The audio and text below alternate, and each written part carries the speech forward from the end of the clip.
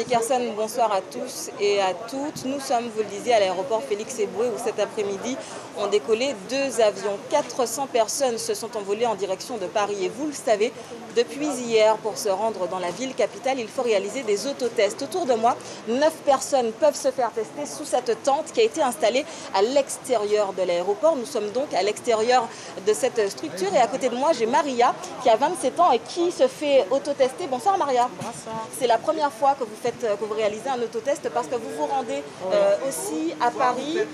Qu'est-ce que vous pensez de ce dispositif? Je pense que c'est bien.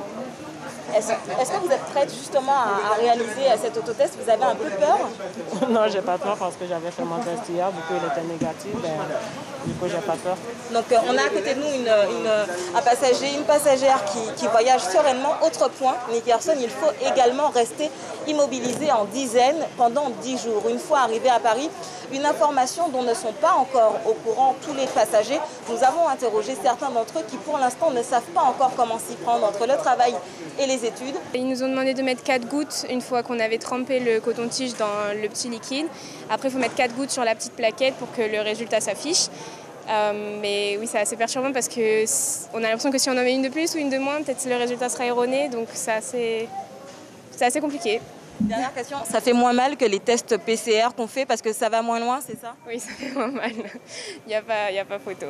Ça fait beaucoup moins mal. C'est la première fois que je faisais un test, un autotest, voilà quoi. Sinon, systématiquement, je le fais en laboratoire.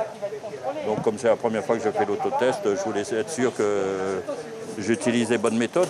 C'est important parce que la maladie, on sait qu'il y a des variants de Brésil pour ne pas transporter sur Paris, tandis que moi, je vais passer un concours à Reims.